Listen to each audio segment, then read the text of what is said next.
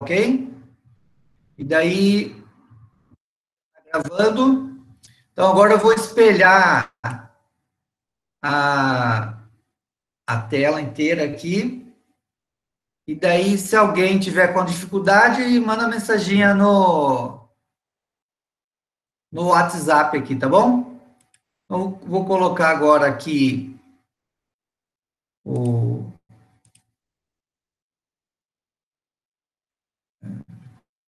Vou colocar aqui, não.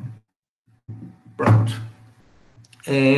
Preciso que alguém só responda aqui pelo... Eu vou ter que deixar nesse formato, porque sempre tem alguém entrando.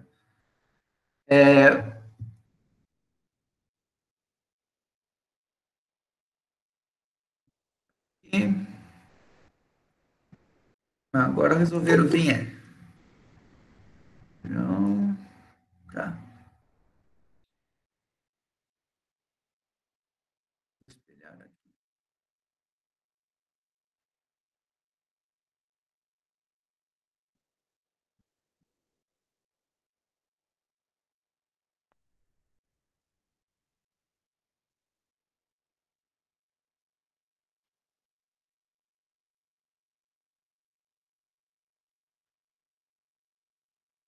Permitindo aqui.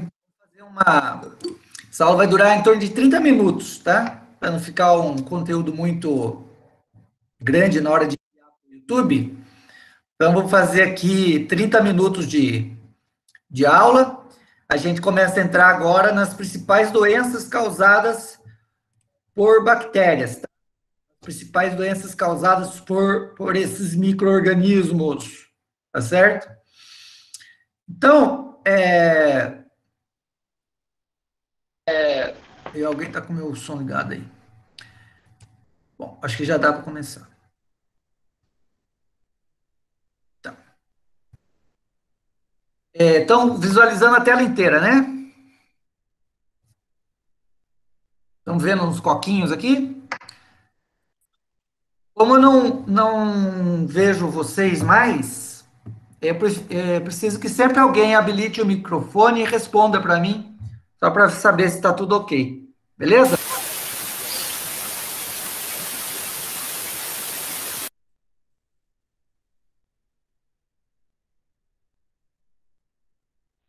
Sim, professor. Sim? Então, ó, eu vou deixar desse formato porque depois eu vou disponibilizar esse material para vocês. Porque sempre está entrando aluno, às vezes cai a internet e volta, né? Daí eu fico habilitando, mas a gente vai fazendo a aula nesse formato aqui com o nosso. Deixa eu ver se eu consigo ampliar aqui. Não, deixa assim mesmo. Então, a gente viu aqui os principais meios de reprodução das bactérias, né? Reprodução chamada sexuada, que alguns autores classificam a, a, como assexuada, alguns autores não consideram que bactérias façam reprodução sexuada, daí eles consideram isso como idade genética, né? Troca de material genético. Então, dentro do processo de reprodução bacteriana, a gente tem a reprodução assexuada, que é a divisão binária, e a variabilidade genética por conjugação, transformação e transdução, certo? Então, a gente viu, quando envolve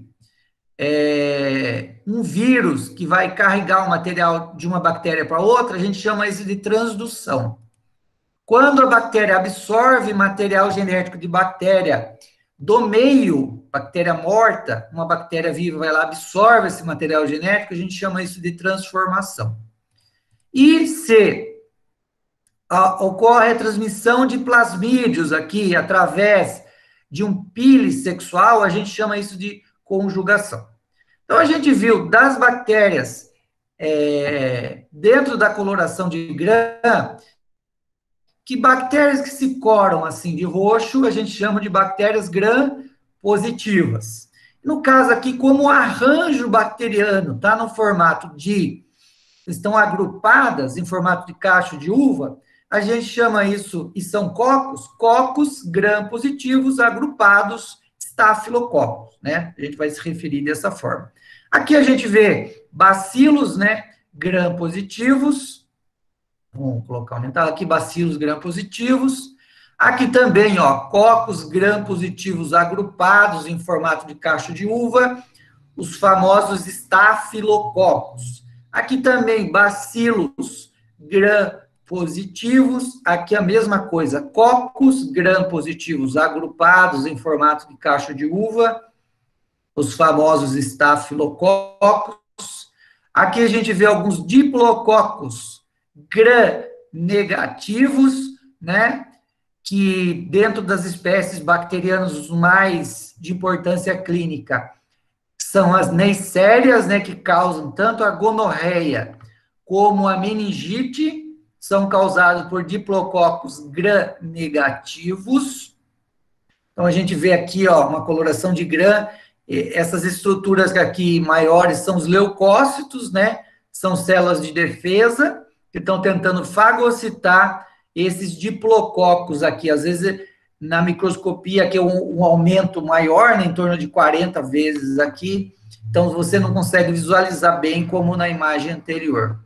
Bacilos aqui, ó, bacilos em formato de bastonetes, os famosos bacilos gram, positivos ou negativos aqui? Positivos, certo? Aqui bacilos gram-negativos, bacilos gram-negativos. Aqui, ó, cocos em cadeia, né? Em formato de corrente, os estafilococos, os streptococos, desculpa, streptococos, em formato de colar de pérola, de corrente, né? Um atrás do outro aqui, streptococos. Aqui, bacilos gram-positivos. E assim a gente encerra a coloração de gram. Uma outra coloração muito utilizada é a coloração de Ziehl-Neelsen, que a gente vai ter que incluir lá no portfólio. E a coloração de Ziehl-Neelsen, ela é diferente da coloração de gram.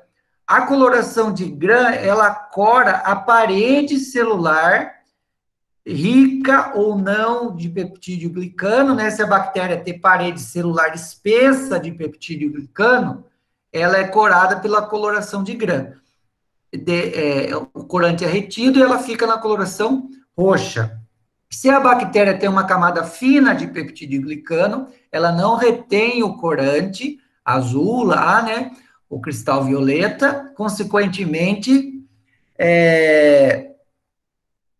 ela é descorada pelo álcool e você adiciona um outro corante, que é a furana, e ela fica corada de vermelhinho, né? E assim a gente consegue distinguir bactérias gram-positivas de bactérias gram-negativas, né? Pela espessura, pela quantidade de peptídeo glicano presente na parede celular dessas bactérias. Gram-positiva, parede espessa de peptídeo glicano, gram-negativa, parede fina de peptídeo glicano. Mas tem bactérias que têm uma quantidade insignificante de peptídeo glicano e tem na sua parede celular, elas são ricas em substâncias gordurosas, como os chamados aqui ácidos micólicos, tá? Os ácidos micólicos. Esses ácidos aqui, porque geralmente as gorduras, elas são ácidas, certo? Então, você tem os ácidos graxos. Ácido graxo é um tipo de gordura. E os ácidos graxos, então, as gorduras são ácidas. Então, esses ácidos aqui são ácidos carboxílicos, lá da química orgânica, né? E algumas bactérias, principalmente as micobactérias, ó, micobactérias, são bactérias ricas na sua parede lá celular em ácido micóico. E esse ácido micólico, elas acabam dificultando a coloração de grã. Então, essas bactérias não são coradas pelo corante de grã. Então, a gente utiliza outros corantes para fazer essa coloração, que é o corante de Ziehl-Neelsen. Então, o corante de Ziehl-Neelsen, eles coram esses ácidos micólicos presentes na parede celular de bactérias do gênero Mycobacterium, que são bactérias que causam a tuberculose, né, uma doença muito importante, e a hanseníase. Então, não são todas as bactérias que são coradas pela coloração de grã, certo? Tem bactérias que não se coram, por quê? Essas bactérias do gênero Mycobacterium, elas têm na parede celular uma quantidade rica de lipídios, chamados de ácidos micólicos, e esses lipídios, essas gorduras, que é um tipo de cera, ela impede a penetração do corante de grã. Então, a gente usa outro tipo de corante, que é a coloração de Ziehl-Neelsen, que a gente vai fazer na aula prática, daí, infelizmente, de forma remota, que eu vou demonstrar no laboratório como que é feita a coloração. Então, ela tem um procedimento muito parecido com o corante de grã, só que ela é invertida. No corante de grã, a gente começa com o corante de azul-violeta, azul-cresil-violeta, e aqui a gente inverte, a gente e termina com a fucsina, na coloração de grã. Aqui a gente inverte. A gente começa com a fucsina de Ziehl, certo? Coloca sobre a lâmina, aquece essa lâmina, certo? E daí, dessa forma, a fucsina consegue penetrar na parede celular dessas bactérias ricas em ácidos micólicos. Posteriormente, você adiciona um álcool ácido, certo? Um álcool ácido, e as bactérias que não têm essa camada de ácido micólico, ela perde essa camada de ácido micólico, e delas não ficam coradas. Posteriormente, você adiciona aqui o azul de metileno concentrado, que é um outro tipo de corante, e elas ficam coradas. Isso daqui vocês vão pesquisar e vão colocar lá no trabalho de vocês, no portfólio, quando vocês forem falar da coloração de Ziehl-Neelsen. Vocês têm que colocar essa técnica, mas também vai ser demonstrado na aula, tá? Uma vez você feito, aqui tem a técnica, as bactérias que são ricas em ácidos micólicos, elas ficam coradas de rosa, desse jeito. E elas são o quê? São bacilos, certo? Então, essas bactérias ficam coradas de rosa, são bacilos, daí no caso, como você adicionou um álcool ácido, a gente pode chamar também de bacilos alcoácidos resistentes, porque quando você adicionou o álcool ácido, a maioria das bactérias, as bactérias que não têm ácido micólico na sua composição, elas perdem o corante não fica fixado, esse corante sai, e daí somente as bactérias ricas em gordura e ácido micólico é que retém o corante na bactéria, certo? Então, você vê aqui, o fundo fica azul, no caso da utilização do azul de metileno, e a bactéria que é positiva, cora de rosa. Então, você tem aqui, e a gente chama isso aqui de bacilos alcoácidos resistentes. Então, você vê aqui, ó, vários bacilos, esses em vermelhinhos, são bacilos alcoácido resistentes, tá? Então, essa coloração é utilizada para corar escarro, certo? Quando você pretende, isso aqui, esse fundo aqui é escarro, então você quer saber se o médico quer saber se esse paciente está com tuberculose. Ele solicita a coleta do escarro, o paciente leva esse escarro coletado no período da manhã, no laboratório. O que é escarro? Oi? Oi, alguém fez uma pergunta? O que é escarro? Escarro é aquela secreção pulmonar que o paciente produz quando está com tosse produtiva, ele elimina aquela secreção que sai de dentro do pulmão, que a gente chama de escarro. Tá? Entendi. Tá? Secreção pulmonar. Então, a tuberculose é uma bactéria que infecta principalmente os pulmões do paciente, né? O paciente tem uma tosse de duração superior a 2, 3 semanas.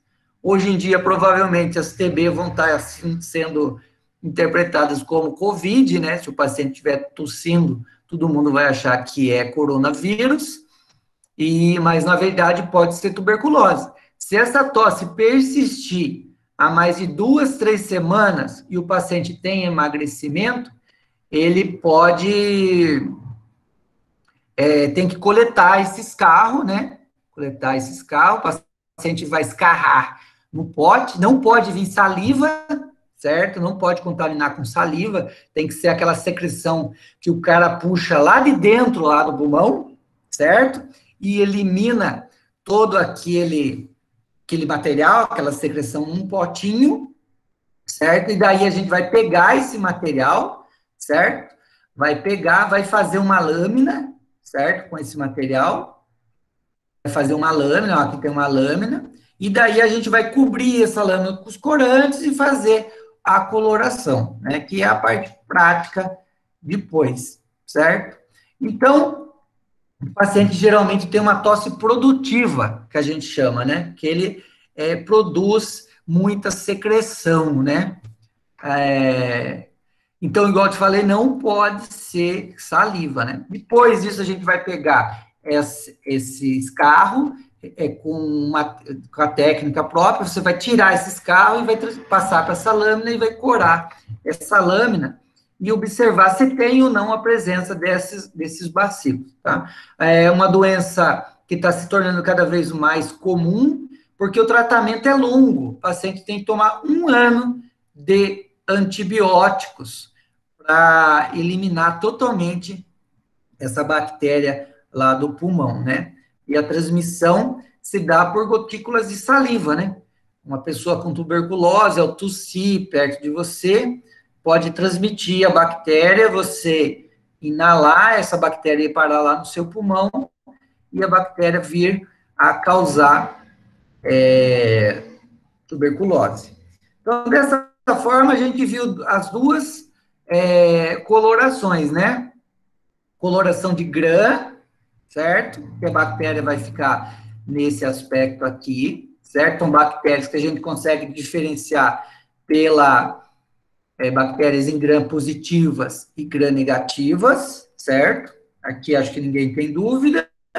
E na coloração de Ziehl-Neelsen, são bactérias que não são coradas pela coloração de Gram, porque elas têm uma quantidade grande de lipídios na sua parede celular, que são os ácidos glicólicos.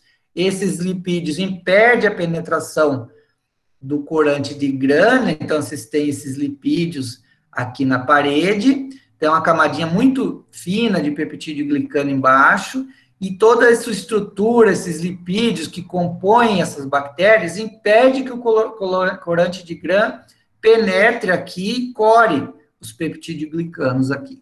Então, daí, dessa forma, foi desenvolvida uma outra técnica, coloração de Ziehl-Neelsen, que você coloca o escarro do paciente aqui, certo? Daí você cobre essa lâmina, até para você colocar o escarro, você tem que aquecer esse escarro na lâmina, para o escarro ficar bem fixado na lâmina. Você cobre com fucsina, certo? Depois você descora com álcool ácido.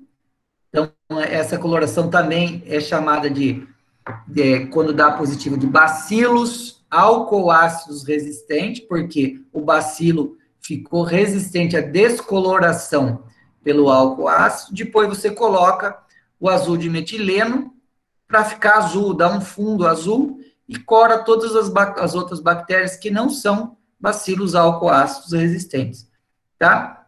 Então, a gente chama essa aqui de coloração de Ziel-Nielsen, e a bactéria fica desse jeito aqui, bem vermelhinha. Às vezes a quantidade de bactéria é bem pequena, uma ou duas bactérias dessa aqui por campo de microscopia, para a gente dar o diagnóstico da tuberculose ou da hanseníase, que é a antiga doença chamada de lepra, que a gente chama de hanseníase, mas daí é um outro tipo de diagnóstico, tá?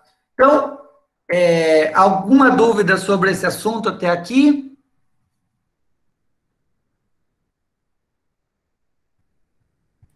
Não, professor. Posso continuar? Sim. Então, a gente vai ver agora, entrar nas principais doenças causadas por bactérias, tá? Então, vocês conseguem me dizer uma doença causada por bactéria? Alguém consegue dizer aí alguma doença? A tuberculose? Tuberculose, acabei de falar. A pneumonia também. Gonorreia seria uma doença? Gonorreia é uma doença causada por tuberculose. Leptospirose. Leptospirose também é, por bactéria. Então, Infecção urinária? infecção urinária é causada por uma bactéria, por bacilos, a maioria das vezes bacilos gram-negativos, né, Escherichia coli, causadora de infecção urinária. Infecção de garganta. Infecção de garganta, tem várias doenças, bactérias que causam infecção de garganta, principalmente os streptococcus, né? Os streptococcus. Tem uma Daí coisa. seria o Streptococcus pyogenes, né, professor? Exatamente, esse daí é o maior causador de infecções de garganta. Streptococcus. Professor, Oi? a candidíase também seria por bactéria? Não, a candidíase é causada por um fungo, daí chamado Cândida. Cândida albicans é uma dos fungos que causa a candidíase. Daí não é bactéria, daí é fungo, né? Dentro dos micro-organismos que causam infecção no ser humano, a gente tem bactérias, os fungos, os protozoários, os vírus e os vermes, os eumintos, né? Então, são diferentes. Então, oi? O coqueluche também é causado É, por bactéria? o queluche também é causado por bactéria. Tudo bem. Então, dessa forma, a gente começa a ver aqui, e o importante é que existem bactérias que causam mais de uma doença. Causam mais de uma doença, que é o caso do... Vamos habilitar aqui. Evelyn quer entrar na sala. E é o caso do Staphylococcus. O Staphylococcus é uma bactéria que faz parte da nossa microbiota normal, né? Ele está presente na nossa pele, principalmente na cavidade nasal, na saliva você tem Staphylococcus. Então, o Staphylococcus é presente em várias partes do nosso corpo. E ele é responsável por uma série de doenças a nível hospitalar. Em hospitais, ele é uma bactéria muito frequente, causando infecção hospitalar, que é aquela infecção que você pega dentro do hospital. E ele causa várias doenças de pele também na gente. Dá para perceber que qualquer corte que você faz na pele, você tem que lavar com água e sabão, desinfectar aquela área, justamente porque a gente tem muitos estafilococos na nossa pele. E essas bactérias podem penetrar nesse corte e causar o quê? Uma infecção, né? Que é quando uma bactéria invade o nosso tecido, consegue se multiplicar e causar uma doença ali naquele local. Então, os estafilococos, só de forma de conhecimento, o nome científico correto deles é escrito dessa forma aqui, ó. Com S mudo, staph, com PH, locó, 2 Cs, US, Staphylococcus. Então, é importante vocês começarem a anotar no caderno aí o nome dessas bactérias, tal, e vai cada vez mais bactérias vão aparecendo para vocês daqui para frente, que agora a gente vai entrar na parte mais de patologia bacteriana, as doenças causadas pelas bactérias. A parte teórica de bactérias já ficou para trás, e agora a gente entra só em doenças daqui para frente, tá? Então, os estafilococos, eles têm mais de 33 espécies diferentes de estafilococos. Mas o que causa infecção na gente é esse daqui, ó. Principalmente esse aqui, Staphylococcus aureus. Então, Staphylococcus é o gênero, aureus é o epíteto específico. Então, qual que é o nome da espécie? Staphylococcus aureus, certo? Essa aqui é a bactéria, é o tipo de Staphylococcus que mais causa infecção no ser humano, tá? Então, a gente percebeu que os estafilococos, ó, o próprio nome diz, cocos, né? Estáfilo quer dizer em formato de cacho de uva, então, cocos em formato de cacho de uva. Então, você vê aqui um cacho de uva, e aqui o nosso coco, como ele se agrupa nesse formato, como vocês já viram ali nas nossas aulas de coloração de grã. O que a gente observa aqui do Staphylococcus é que ele tem esse nome aureus, que significa dourado em latim, certo? É que quando você coloca ele, semeia numa placa, tá vendo aqui uma placa aqui com meio de cultura, eles crescem nessa placa, ele tem esse aspecto aqui mais esbranquiçido, mais dourado, que é bem característico do Staphylococcus aureus. Então, a bactéria coco em formato de cacho de uva, com aspecto de ouro, assim, áureo, dourado, quando você coloca essa bactéria numa placa. Então, por exemplo, o paciente está lá com um pus. Vocês sabem o que é pus, né? Um pontinho, aquele já tiveram aquele pus, aquela espinha encravada ali, cheia de secreção no seu rostinho. Já tiveram isso, né?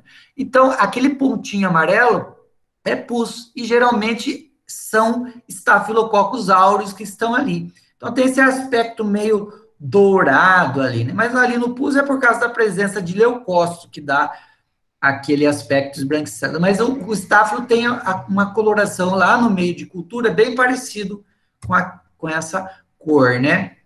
Então, de todas as espécies que tem de Staphylococcus, a mais importante é o aureus, e ele é o segundo maior causador de infecção no ser humano. O primeiro é a gripe, né? Gripe é a principal causadora de infecção no ser humano, e depois vem aqui, das bactérias, a maior causadora de infecção no ser humano. Staphylococcus, Escherichia coli são bactérias muito causadoras de infecção no ser humano. Então, o Staphylococcus aureus, ele causa muita infecção de pele, infecção que a gente chama de cutânea, infecção cutânea na cutis, na pele, né? Dentre elas, a gente tem aqui, ó, a foliculite, que é uma infecção no folículo piloso, impetigo, que é um tipo de infecção muito comum em recém-nascidos, certo? Então, quando nasce a criança, pega esse tipo de infecção no hospital e vai para casa,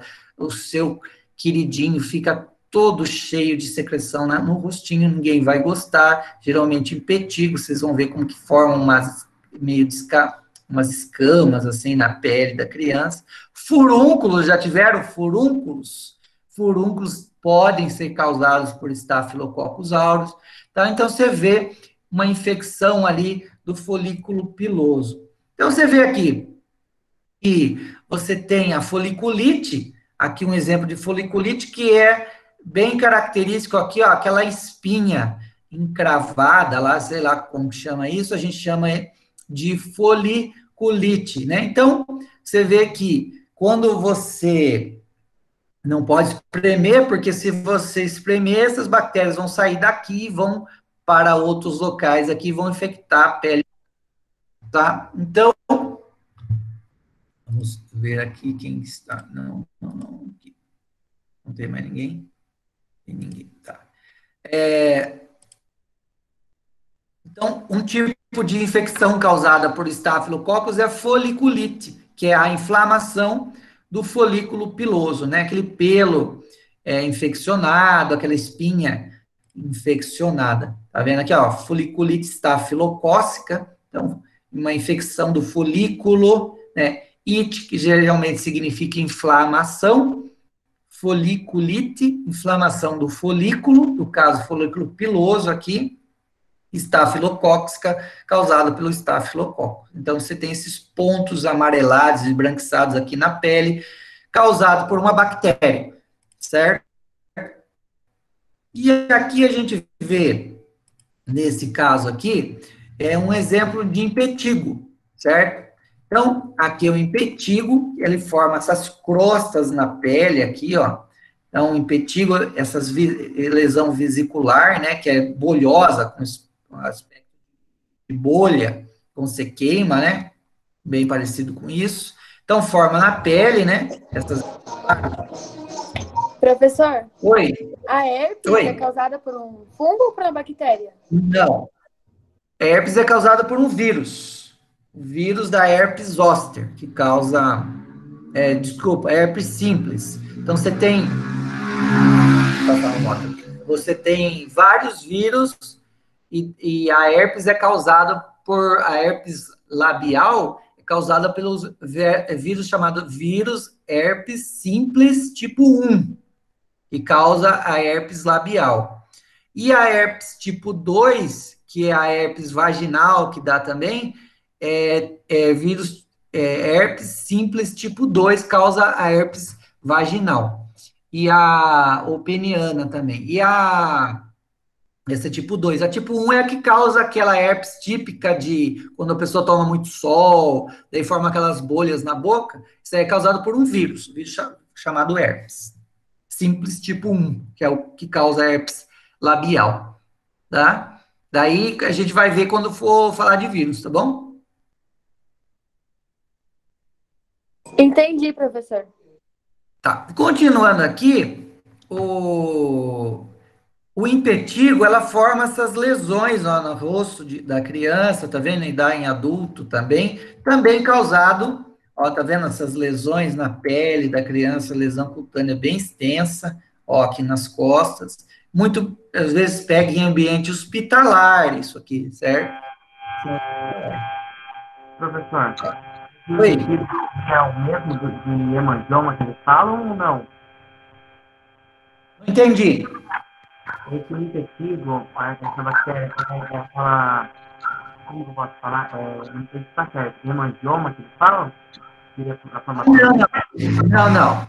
Hemangioma é uma... Pode desligar. O hemangioma é uma lesão que... Não é uma lesão, né? Na verdade, o hemangioma ele é uma pigmentação da pele. É uma alteração ali dos melanócitos ali, que começa a produzir aquele pigmento de cor mais avermelhado, né? Daí forma hemangioma. Mas não é o caso aqui, certo? Aqui é uma infecção. Esse vermelhidão que está aqui é um processo inflamatório que está causando essa lesão, um processo inflamatório. Então, toda a inflamação ela causa edema, inchaço e vermelhidão. Então, uma vez tomado o antibiótico, isso aqui desaparece totalmente. Fica curado, limpa totalmente isso aqui, somente com o uso de antibiótico, tá? Com o uso de... Vou ver aqui se tem alguma coisa. Os slides, mando sim. Os slides. Só terminar aqui. Daqui a pouquinho já vou terminar essa aqui para a gente dar um intervalinho, né? Daí a gente continua depois. Daí eu já mando os slides para vocês também. Então, mais um pouquinho, 5 minutinhos a gente termina. É a parte de estáfilo. Daí, outro tipo de infecção que dá muito em recém-nascido, causado por estáfilo, é chamada síndrome da pele escaldada, ó. Isso aqui é por causa da toxina que a bactéria libera. Então, produz e acaba liberando toxina em todo o corpo da criança, ó, e descama toda a pele. Uma infecção gravíssima, que dá muito em recém... Ó, tá vendo? Ó, escamou toda a pele da criança, que essa bactéria, ela cresce muito no tecido cutâneo, na pele. Então, e geralmente assim é porque a bactéria já conseguiu cair na corrente sanguínea, se multiplicar na corrente sanguínea, liberar as toxinas, e essas toxinas produzidas pelo estafilococcus escamam a pele da criança, a síndrome da pele escaldada, causada pela toxina do estafilococcus. Tá? Olha. Professor? Também pele associada a vários tipos de infecções junto. A pergunta? Essa síndrome da pele escaldada é comum pegar em hospitais assim ou não? É raro? Não. Graças a Deus, não. Ela é muito rara de acontecer e geralmente tem um fator genético aí associado e também depende muito da bactéria do sistema imunológico da criança ou do adulto que pegou.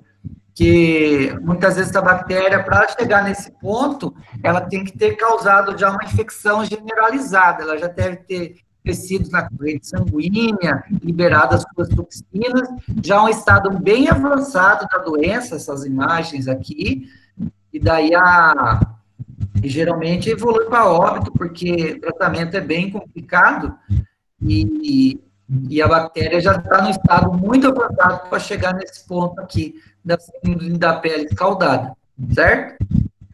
Não é comum, não. É bem incomum. Ah, tá, já. Obrigada, professor. Impetigo, então, eu trouxe aqui para vocês essas lesões vesiculares, está vendo aqui, ó, impetigo de uma criança, né? O carbúnculo é quando acumula vários furúnculos, né? Por exemplo, que forma um carbúnculo, o acúmulo de vários furúnculos na pele, né? Então, tá vendo aqui, olha o tamanho disso daqui. Isso daqui, para ser removido só em centro cirúrgico, o médico tem que abrir aqui, fazer um processo chamado debridação, que ele vai raspar isso aqui por dentro ali dessa lesão para eliminar toda essa infecção. Então, por exemplo, o furúnculo, alguém já teve furúnculo aí, sabe o quanto que dói, né? Quem já teve, e às vezes dá na axila, dá na virilha. Eu já coletei no laboratório pacientes que tinham de 20 a 30 furúnculos nas axilas, e drena pus, né? Sai secreção. Então, a bactéria cresce no interior da pele, se multiplica ali, também tem um fator genético, né, para isso. Infecção de sítio cirúrgico, né, muito comum, o paciente faz uma cirurgia e daí pega a infecção no hospital, daí essa infecção, a bactéria começa a crescer dentro dos pontos aqui que o paciente teve, se multiplicar e causar a infecção. E, às vezes, essa infecção pode ser tão severa que ela invade e pode causar uma osteomielite, quando a bactéria conseguiu ultrapassar já os limites da pele, do músculo, do tecido adiposo, e chegou aonde? Chegou lá no osso já. Então, causa uma osteomielite, que já é um processo infeccioso, conseguiu atingir ali regiões bem mais profundas, né? Lesões de queimadura também pode infeccionar, então a paciente faz a queimadura, lesiona a pele, e daí expõe o tecido conjuntivo, né, que está abaixo da pele, expõe a bactérias, e a bactéria acaba crescendo, se multiplicando ali, causando infecção. Por isso que tem que tomar muito cuidado pacientes que têm queimaduras muito extensas no corpo, que podem evoluir facilmente para a infecção, porque a nossa pele no sistema imunológico, ela tem uma importância fundamental na nossa relação a infecções, né? Então, quando o paciente tem uma queimadura, ela retira a pele, e sem pele, a bactéria oportunista vai entrar ali e vai causar a infecção, né? E daí essa bactéria pode se multiplicar na corrente sanguínea e causar uma septicemia.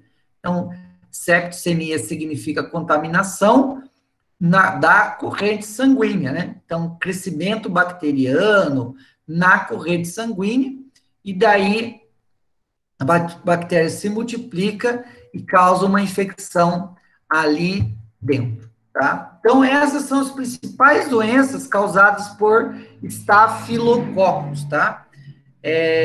Alguém tem alguma dúvida em relação a isso? Podemos fazer um intervalinho?